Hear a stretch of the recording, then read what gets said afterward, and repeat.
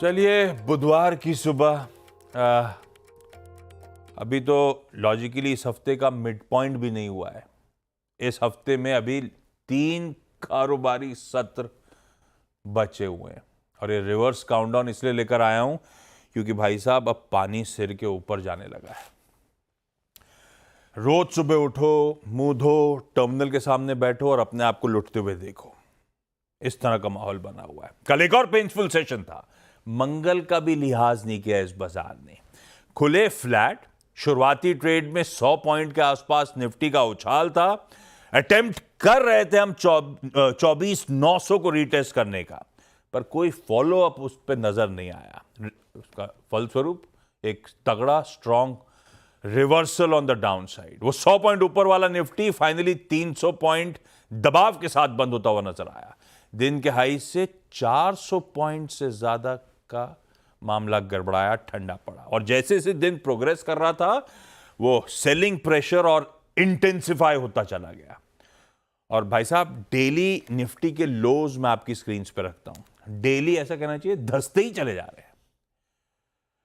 कल इंट्राडे में जो लो बनाए हमने क्या थे? 24,445।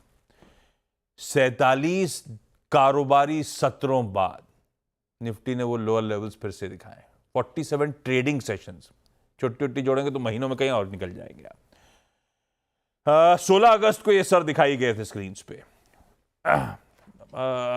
और चौतरफा कल हमने मार झेली है। वो कहते हैं ना, छुपने की कोई जगह नहीं थी। कल सारे सेक्टोरल पॉकेट्स इन रेड थे और साथ साथ एडवांस डिक्लाइन, वो ब्रेथ जो असल बैरोमीटर है बाजार का, वो और डिटोरिएट होता चले जा रहा है। कल तो डराने वाला था। 1:10, 1:11 डिक्लाइंस के फेवर में। मतलब एक बढ़ रहा था तो 11 स्टॉक्स कमजोरी के साथ कल कामकाज कर रहे थे। और वो खराब Q2 रिजल्ट्स ने सारा संतुलन बाजार का बिगाड़ दिया है। और हालात ऐसे दिख रहे हैं स्क्रीन पे कि शायद भाव बिना देखे लोग छोड़े चले जा रहे हैं माल, कि बचा हुआ टेबल पे जो भी प्रॉफिट है निकले। तो उस तरह की सेलिंग का प्रेशर बढ़ता हुआ। खैर, ब्रेसअप कर लीजिए एक और इंटरेस्टिंग सेशन के लिए। गिफ्ट निफ्टी के संकेत स्क्रीन पर आएंगे। कोई रिस्पाइट तो नहीं कहूंगा, बस कह लीजिए फ्लैट खुलेंगे एकदम। कल की क्लोज के इर्द गिर्द गिफ्ट निफ्टी आज सुबह ट्रेडिंग सेशन की शुरुआत होने के इंडिकेशंस दे रहा है गांधीनगर से। हॉर्मास बगल में बैठे हैं, ग्लोबल मूड माहौल इनसे जानेंगे। वीरू दिल्ली से बताएंगे कैसे निफ्टी बैंक में आज स्ट्रैटेजाइज करना है। और ये सिर्फ मेयर कोइंसिडेंस है, मैंने ऐसा कुछ नहीं करा था। ड्रेसमैन साहब लेकर आ गए, लाल शर्ट लाल टाई, इसका कोई लेना देना नहीं। अच्छी दिख रही थी इसलिए मैंने भी पहन लिया। अच्छा, एशिया का मूड दिखा देता हूं पहले, उसके बाद हॉर्मास से समझा जाए मूड है कैसा। लाइए भाई। GIFT Nifty flat, Asian peers largely flat trade करते हुए। यूएस से जो कल संकेत आए वो फ्लैटिश रुझान था। तीनों बेंचमार्क्स फ्लैट लाइन के आसपास क्लोज हुए। आज सुबह के फ्यूचर्स थोड़े से गड़बड़ा रहे हैं। 1/4 से 1/3% यूएस के फ्यूचर्स इस समय सुबह दबाव में ट्रेड कर रहे हैं। अदरवाइज फ्लैट लाइन के आसपास ही पूरी दुनिया नजर आ रही है। हम अकेले धुल गए थे कल और आज सुबह फ्लैट लाइन के आसपास हम भी रहेंगे। पर हॉर्मास बताएंगे मूड है कैसा। कल इन्होंने कुछ अपफ्रंट वार्निंग्स दी थी अपने को, हमने खामियाजा भुगता दिन के दौरान। ऊपर से हमारे नतीजों ने और दिक्कत बढ़ा दी थी। लेकिन हॉर्मास आज सुबह कल के मुकाबले बेहतर संकेत हैं, स्टेबिलिटी है, मामला अभी भी गड़बड़ाया हुआ है। गुड मॉर्निंग आशीष। और कोई बेहतर इंप्रूवमेंट जैसे तो कोई संकेत है नहीं, जस के तस है। जस के तस है। और अगर आप कल टीवी बंद करके सो भी गए होते यूएस बाजारों के ओपन होने से पहले और आज सुबह भी देखते तो भी कोई ऐसा फर्क नजर नहीं आता, क्योंकि बिल्कुल फ्लैट लाइन के ऊपर बंद हुए हैं तीनों यूएस बाजार जो है। डाउ जोन्स भी बिल्कुल सीमित दायरे में काम किए हैं तीनों। S&P 500 ने 40 पॉइंट की रेंज में काम किया, डाउ जोन्स ने 300, नैस्डैक ने 200, जबकि नैस्डैक जो है एक बड़ी रेंज में ट्रेड करता है यूजुअली, क्योंकि उसमें टेक स्टॉक ज़्यादा होते हैं। पर एक चीज़ ये हुई कि S&P 500 कल फ्लैट लाइन के नीचे बंद हुआ 3 पॉइंट की गिरावट के साथ। तो ये दूसरा दिन लगातार S&P 500 नीचे बंद हुआ है, जो सितंबर के बाद पहली बार ऐसा हुआ है कि S&P 500 ने 2 दिनों तक लगातार गिरावट दिखाई है। कल मैंने आपसे कहा था गोल्डमैन सैक्स के बारे में, जो उन्होंने वार्निंग दी थी कि S&P 500 का जो दशक रैली थी वो अब खत्म हो गई है। ऐसी ही सिमिलर वार्निंग सिटी ने भी दी है। अब सिटी ने ये कहा है कि एक्सपोजर जो है S&P 500 की तरफ वो ऐसे लेवल्स पर पहुंच गया है जिन लेवल्स पर पहुंचने के बाद आमतौर पर 10% की गिरावट इंडेक्स में दिखती है। और उन्होंने ये कहा है कि लॉन्ग पोजीशंस जो है फ्यूचर्स में S&P 500 के, वो 2023 के मिड्स के बाद से सबसे ऊंचे स्तर पर आ गए हैं। मगर उन्होंने साथ साथ ये भी लिखा है कि हम आपसे ये नहीं कह रहे कि आप अपने लॉन्ग पोजीशंस कम कर लीजिए या अपना एक्सपोजर कम कर लीजिए, मगर जिस तरह के पोजीशंस बने हैं उस वजह से रिस्क जो है वो डाउनसाइड की तरफ ज़्यादा बढ़ते हुए नजर आ रहे हैं, ये सिटी का मानना है।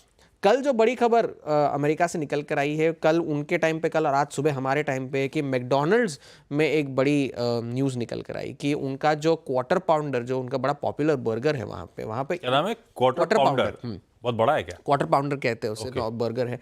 वहाँ पर बहुत सारी जो उनकी जो हेल्थ एजेंसीज है वो इस बारे में जांच कर रही है कि जो ई कोलाई जो एक बैक्टीरियल स्ट्रेन है, वहाँ पर जो एक आउटब्रेक हुआ है, उसकी जांच मैकडॉनल्ड्स से की जा रही है कि इस बर्गर में वो स्ट्रेन पाया गया है। और ट्रम्प साहब को बुलाओ, बर्गर सर्व कर रहे थे वो, है ना? मैकडॉनल्ड्स में। वो वीडियो काफी वायरल भी हुआ था और उसी के तुरंत बाद ये हुआ है। और दुनिया में पॉलिटिक्स ऐसी चलती है। और इस वजह से 49 लोग जो है बीमार हुए हैं 10 राज्यों में, और 10 लोगों को अस्पताल में भर्ती कराया गया है और एक शख्स की मौत भी हो गई है उस वजह से।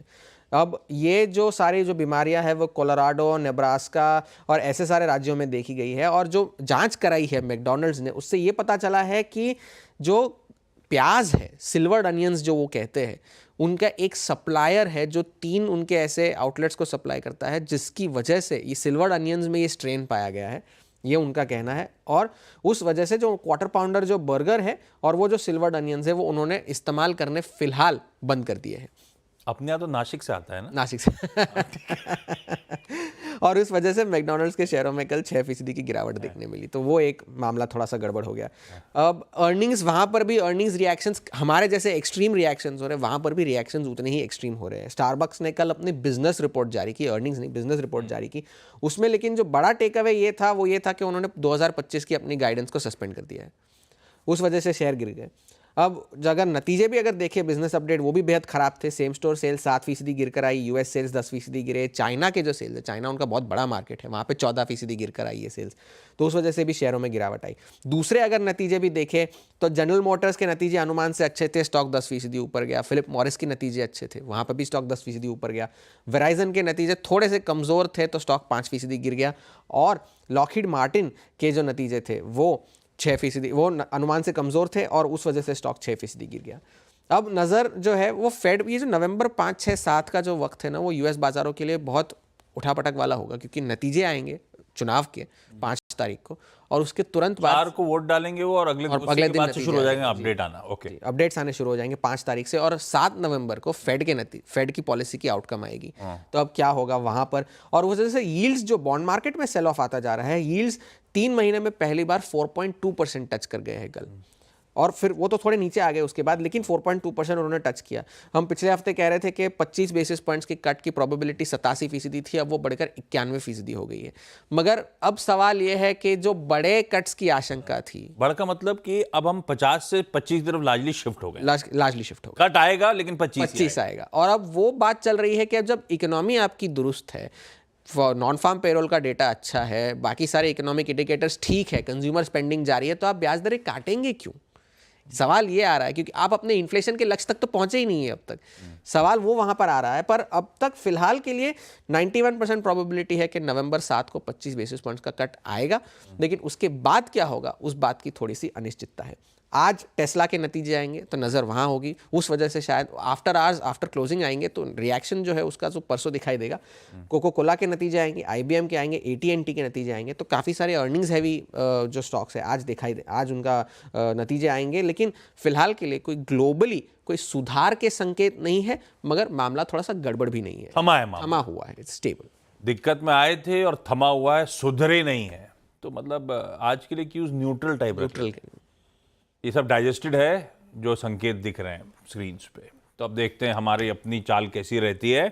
चाल तो खैर बिगड़ी हुई है। कल का निफ्टी आपकी स्क्रीन से फिर से रख देता हूं, 1.25% का दबाव था, चौतरफा बिकवाली थी वैसे कल सुबह, लेकिन चर्चा हुई थी शॉर्ट ऑन राइज, उछाल में बिकवाली करने के मौके। सबसे बढ़िया जोन बेचने का 861 से 919 का, कल के इंट्राडे हाईज वही 882 के आसपास बैठे हुए हैं। हम नीचे जाएंगे 631, 557 पे पहले, वो ब्रीच हो रहा है तो हम शायद 477 तक जाएंगे, वहीं तक गए कल। तो वो कल की कमेंट्री और कल के जो लेवल्स जिन जोन्स पे हमने शॉट इनिशिएट करें वो एकदम सटीक बैठे। वीरू, आज के लिए अप्रोच क्या रहेगा? और ये हो गई बहुत धुलाई बहुत पिटाई, अरे कहीं ना कहीं तो कवरिंग भी आएगी। कब आएगी? क्या इंस्टिगेट करेगा उस कवरिंग को? किस चीज का इंतजार कर रहे हैं? गुड मॉर्निंग आशीष। देखिए आशीष, कल की लेवल की बात हुई, मतलब कल कॉल राइटर्स के जोन में हमने शॉर्ट किया। पहले हमने चेक किया 20 वीक एक्सपोनेंशियल मूविंग एवरेज को, वहाँ पे बात यही हुई थी हल्का सा पुल बैक आ सकता है, उसने दिया भी during the day pull back. But finally एक एवरेज के अंदर एक सक्शन, एक अगर आप देखें पावर होती है, वो खींचता है प्राइस को अपनी तरफ, और वो 100 डे में आ गया जो सेकेंड थॉट था। If we violate 570, 477 will come. Ashish देखिए, हमने कल 100 डे में अचीव कर लिया। ये सिलसिला पूरा शुरू हुआ था शॉर्टिंग करने का हमारा लगभग 30 सितंबर के आसपास, और उस दिन हमारी क्या बात हुई थी मॉर्निंग में, हम लॉन्ग पे हैं, हमारा सिस्टम और हमारा 10 डे में हमको इस सिस्टम से बाहर निकालेगा। हमारा स्टॉप लॉस 25,800, 25,644 की ट्रैजेक्टरी से हम शॉर्ट कर रहे हैं। कल हमें 100 डे में मिल गया। मेरी आज की अप्रोच क्या है, मैं उस पर आऊँगा, लेकिन शॉर्ट कवरिंग मेरे इंट्यूशन पे निर्भर नहीं करेगी। शॉर्ट कंपनी का सिंपल एक फार्मूला होगा, आपका शॉर्ट का स्टॉप लॉस ट्रिगर होगा, और दूसरी चीज़ आपको कॉल राइटर्स के जोन के ऊपर ट्रेड करना होगा, जो अब तक आप नहीं कर रहे हैं। सिंपल। आता हूँ आज के स्टैट्स पे। एफआईएस की इंटेंस सेलिंग है, और कल के अगर आप देखें कैश मार्केट में लगभग 4,000 करोड़ रुपए की सेलिंग, 5870 करोड़ रुपए का यहाँ पे डीआईएस का बाय है। बट आप कहेंगे कि जनाब फिर बाजार सिंक क्या हुआ? एक चीज़ स्क्रीन पे नहीं है, और वो है एचएनआईज, और वो है रिटेल का फियर कोलैप्स और उनकी तरफ से सेलिंग। वो यहाँ पे इस स्क्रीन में नहीं है, और जो एग्जैक्टली इस बाजार को डेंट कर रही है। एफआईएस ने 218 करोड़ रुपए का स्टॉक इंडेक्स फ्यूचर बेचा, 2600 कॉन्ट्रैक्ट शॉर्ट काटे, 5700 कॉन्ट्रैक्ट लॉन्ग काटे। स्टॉक फ्यूचर्स में करीब 859 करोड़ रुपए की सेलिंग बाइंग करी। 30,000 कॉन्ट्रैक्ट लॉन्ग थे, शॉर्ट थे करीब 18,000 कॉन्ट्रैक्ट। और एक और चीज़ आशीष, वो जो मेरा कल कन्विक्शन था सेल करने का, उसके कारण थे दो। एफआईएस ने पुट शॉर्ट की नहीं थी, और कॉल गजब शॉर्ट की थी 2.25 लाख, और एग्जैक्टली वही 24,800 की। उनके नेट शॉर्ट कॉन्ट्रैक्ट जो हैं वो अप्रॉक्सीमेटली अब इंक्रीज होकर 1,70,000 के क्वांटम में हैं, और अभी आशीष ये सब्सटेंशियली और ऊपर जाने का स्कोप रखते हैं। मैं जो शब्द का इस्तेमाल कर रहा हूँ, स्कोप रखते हैं। अब आते हैं आज की अप्रोच पे। कल मैंने क्लोजिंग में एक ट्वीट किया था, फॉर ऑल डे ट्रेड और शॉर्ट ट्रेड्स प्लीज 477 पे कवर कर लीजिए। अब आते हैं आज की अप्रोच का रखें। सिंपल फंडा है, कॉल राइटर्स जो कि इस बाजार में सबसे ज़्यादा हावी हैं, और कल याद रखिएगा, कल इंस्टीट्यूशनल स्टैट्स में कल इनफैक्ट एफआईएस ने शॉर्ट पुट कवर की है, वो और ख़राब है। आपका बड़ा call writer for the day placed है, जिसने सबसे ज़्यादा कॉल बेची है, वो है 24,600-700। हमें सरोकार आज के दिन इससे है, अगर शॉर्ट कवरिंग आनी है तो। और नीचे पुट राइटर्स के पास कोई कन्विक्शन नहीं है, क्योंकि न पुट राइटर्स के पास कन्विक्शन है, और दूसरी गंभीर चीज़ ये है, after violation of 100 day exponential moving average, आपके पास कोई नियरेस्ट चार्ट पे, वीकली पे, डेली पर एवरेज प्लेस्ड नहीं है। तो हमें रेफरेंस लेना पड़ेगा ऑप्शन राइटर्स से। लेवल्स लेके आइए, और पिरामिड्स में आपको कॉल राइटर्स की स्ट्रॉन्ग कन्विक्शन एग्जैक्टली रिफ्लेक्ट होंगे आशीष। ये देखिए, ये दो वाइल्ड ब्लू कैंडल्स, 24,600-700 अप्रोच लेके आइए। देखिए, जब तक RS1 आज भी, कल भी, परसों भी नहीं बाइसेक्ट हो रहा है, नहीं क्रॉस हो रहा है, और उसके ऊपर हम एटलीस्ट सुबह 10:15 तक सस्टेन नहीं कर रहे हैं, बाजार कोलैप्स ही होगा। हाँ, 654 बाइसेक्ट हो जाए तो will definitely give a swing towards 821,777। But अगर नहीं तो it will be a sell on rise. कल का शॉर्ट ट्रेड आपके ग्रिप में अभी भी होगा, और उसे कवर कहाँ करना है और उसको लॉजिकली कहाँ चेक करना है, बेस लेके आइए स्क्रीन पे। कल 24,600 की पुट पे थोड़ा सा स्लाइट आउटस्टैंडिंग वाई खड़ा हुआ था, तो फर्स्ट जोन विल बी 24,403,349। अगर बट ये ब्रीच होता है तो बहुत स्ट्रॉन्ग पॉसिबिलिटी है आशीष, एक बड़ा खूबसूरत लेवल है चार्ट पे, इट्स 24,193 एंड 233, वहाँ तक हम जा सकते हैं। निफ्टी बैंक, इसने कल दो क्लस्टर्स को ब्रीच किया। फर्स्ट ऑफ ऑल इसने 52,000 को ब्रीच किया, फिर इसने 51,500 को भी ब्रीच किया, और अकॉर्डिंगली जैसे मैंने कमेंट्री कही थी कि 51,500 टूटेगा तो एक शॉर्ट स्विंग मिलेगा। अच्छा, बैंक निफ्टी के साथ दुविधा ये है कि we are now spending too much time closer to 100-day exponential moving average. बार बार हम 100 पे आ रहे हैं, बार बार। बट स्टिल एक और चीज़ है, आप देखिए पुट राइटर्स को 51,000 से 50-500 पे कैसे प्लेस्ड है। अप्रोच करेगी, लेके आइए सीधे। बैंक निफ्टी पे हम एज ऑफ नाउ आज एज पर द फंडा बेस 1 के नज़दीक एक बाय का ट्रेड अटेम्प्ट कर सकते हैं। याद रखिएगा, प्लीज बेस 1 रखिएगा। बेस 1 को स्पॉन्सर कौन कर रहा है?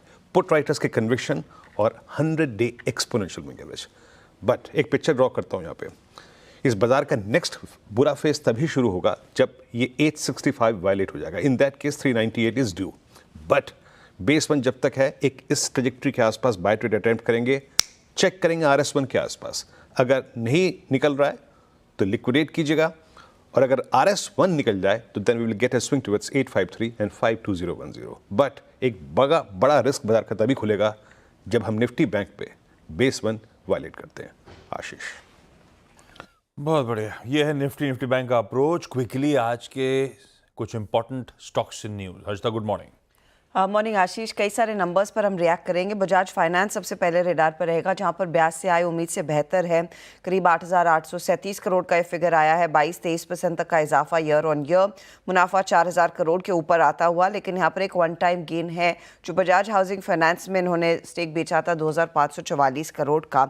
अदर इनकम उस लिहाज से 27% बढ़ती हुई दिखाई दी है, लेकिन एसेट क्वालिटी में थोड़ा सा स्ट्रेस के संकेत बने हैं। 1.06% के आसपास ये फिगर आया है ग्रॉस एनपीए का। नेट एनपीए 0.46% पर आता हुआ।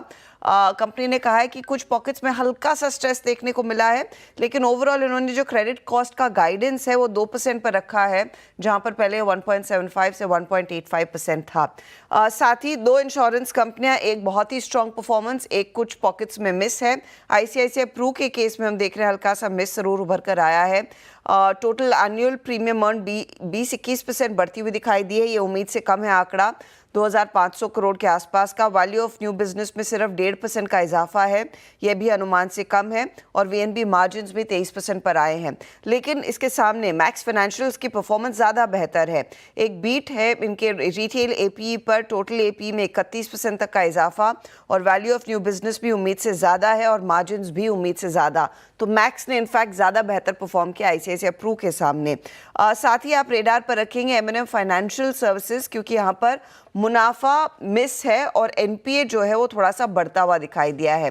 57% ज़रूर बढ़ा है मुनाफा, लेकिन ये 370 करोड़ के आसपास आए, जहां पर 450 करोड़ का अनुमान था।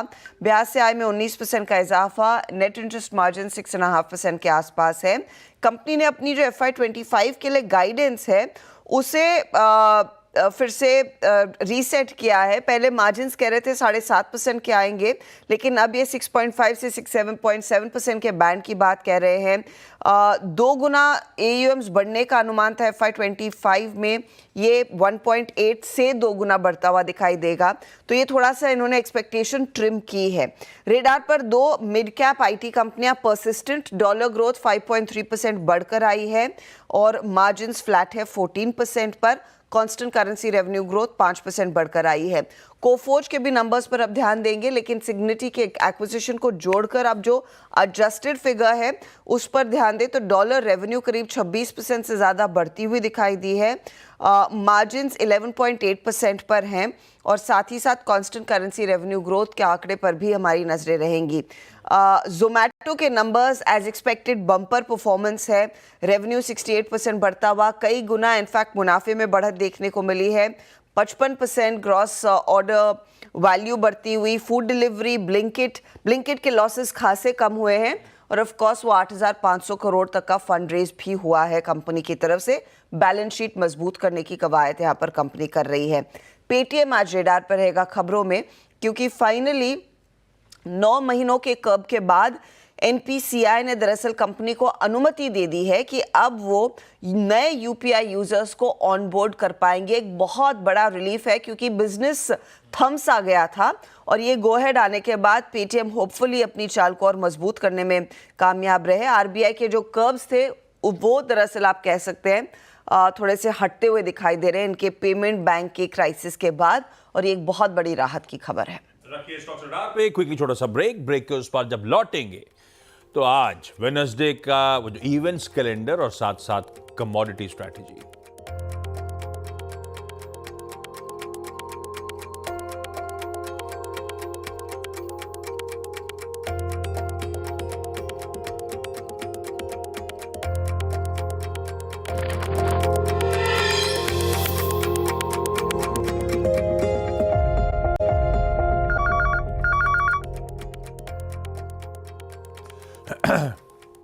चलिए भाई, ब्रेक के बाद आप सबका स्वागत है। वेडनेसडे का दिन है।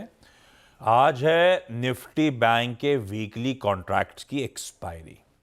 सामने खड़ा है एक रिजल्ट हेवी डे। 3 निफ्टी के रिजल्ट्स, बजाज फाइनेंस के रिजल्ट्स में हम रिएक्ट करने जा रहे हैं। आज बजाज फिनसर्व, HUL और SBI लाइफ के ये 3 निफ्टी के नंबर्स। वायदा में AU Small Finance Bank, Godrej Properties, Doctor Lal, Navin Fluorine, Piramal Enterprises, Pidilite, Syngene, TVS Motors और यूनाइटेड स्पिरिट्स, 9 वायदा की कंपनीज आज अपने नंबर्स घोषित करेगी। तो आप समझ सकते हैं कैश में कैसी होल्ड लगी होगी। आज शाम को 5 बजे RBI की जो लास्ट मीट हुई थी, जिसमें पॉलिसी दरों में कोई छेड़छाड़ नहीं हुआ था, लेकिन उन्होंने अपना पॉलिसी स्टैंड बदल दिया था। उस बैठक के मिनट सामने आएंगे। हालांकि मतलब नहीं है मुझे, लेकिन कनाडा के इंटरेस्ट रेट डिसीजंस आएंगे। सिर्फ मेंशन इसलिए कर रहा हूं क्योंकि डेवलप्ड मार्केट्स कहां जा रहे हैं उसको देखना जरूरी है, अदरवाइज अपने कनाडा को लेना देना नहीं है। यूएस के existing home sales, crude oil inventories और बेज बुक मतलब और यूएस के स्टेट्स की अलग अलग, हर स्टेट की अर्थव्यवस्था का हाल इंपॉर्टेंट होता है। आज एनवीडिया, दुनिया की leading chip maker, AI summit Mumbai में जियो कन्वेंशन सेंटर में होस्ट करने जा रही है। 2 दिनों का इवेंट है। कल उसमें इंटरेस्टिंग फायरसाइड चैट है, पर उसकी बात कल करेंगे। प्रियंका गांधी जी वायनाड में आज अपने नॉमिनेशन फाइल करने जाने वाली हैं। और हाँ भाई, उड़ीसा वाले ध्यान दें, IMD का फोरकास्ट है मॉनसून के बाद का पहला वो साइक्लोन दाना आज से लेकर कल के बीच में लैंडफॉल कर सकता है। ध्यान रखिएगा उसका। और बेंगलुरु में रेंज के चलते आज स्कूल्स की छुट्टी है भाई। सब ध्यान रखें, थोड़ा सा मौसम हैवॉक प्ले कर रहा है। क्विकली तब और आपकी सेकंड प्लेट और एक्सपर्ट्स की रिकमेंडेशन आपकी स्क्रीन पर लेकर आता हूं। आज की जो स्ट्रैटेजी आई है, अजय केडिया साहब ने केडिया कमोडिटी की मदद करी है। केडिया साहब का मानना है सोने के दिसंबर वायदा में खरीदारी 77,800 के स्टॉप के साथ, और कच्चे तेल के नवंबर वायदा में बाय इनिशिएट कर सकते हैं। 5900 का SL लगाइएगा। छोड़े जा रहा हूं गिफ्ट निफ्टी के एकदम फ्लैट संकेतों के साथ। ब्रेक, मॉर्निंग कॉल में इतना ही। ब्रेक के उस पार आज का सीधा सौदा। नमस्कार।